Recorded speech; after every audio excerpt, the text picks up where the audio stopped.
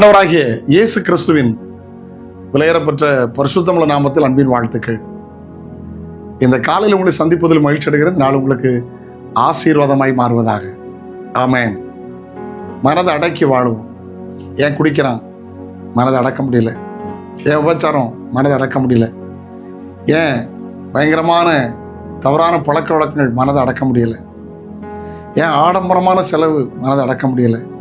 ஏன் ஊதாரித்தனமான செலவு? மனதை அடக்க முடியல. அந்த கிருபைகளை கர்த்தர் உங்களுக்கு தருவார்.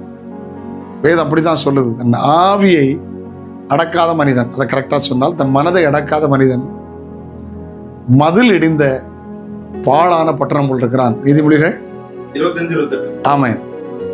ஆவி அடக்காத மனுஷன் மதில் இடிந்த பாழான பட்டணம். ஒருத்தர் சொல்றாரு, மனதை அடக்காதவன் முரட்டு குதிரைக்கு சமம் அப்படின்னு.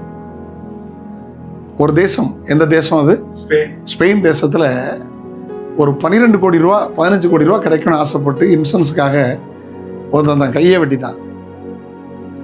கடைசியில் அந்த கம்பெனிக்காரங்க பார்த்துட்டாங்க, பெரிய ஆக்சிடென்ட் மாதிரி தெரியலேன்னு கண்டுபிடிச்ச போது அவன் தன்னைத்தானே செய்ததுனாலே என்ன நடந்துச்சு தெரியுமா? தன் மனசை பணத்துக்காக அலைய விட்டான். கடைசியில் அவன் மருத்துவ செலவும் கிடைக்கல, பணமும் கிடைக்கல. தானே மருத்துவ செலவு பண்ண வேண்டியா இருந்துச்சு.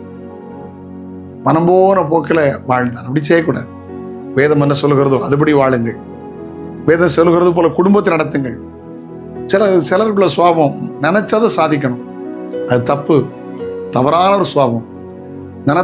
நினைச்சதை சாதிக்கணும்னு நினைக்காதுங்க. ஆண்டவர் சொன்னார், உன் நினைவுகள் என் நினைவுகள் அல்ல, உன் வழிகள் என் வழிகள் அல்ல என்று ஆண்டவர் சொல்லுகிறார். எசப்பா, நீங்க நினைச்சதை செய்ய கிருபைதாரன்னு கேளுங்க. நாளை உங்களுக்கு ஆசீர்வாதமா இருக்கும். நாளை உங்களை சந்திக்கிறேன். அதோடு ஆண்டவருடைய கிருபை உங்களை தாங்கட்டும். ஜெபிக்கலாம். தகப்பனே, இயேசுவின் நாமத்தில் ஜெபிக்கிறோம். மனதை அடக்கி வாழ கிருபைதார். நன்மை கிருபை தொடரட்டும். இயேசுவின் நாமத்தில் ஜெபம் கேளும் பிதாவே. ஆமென், ஆமென், ஆமென். God bless you. Have a nice day.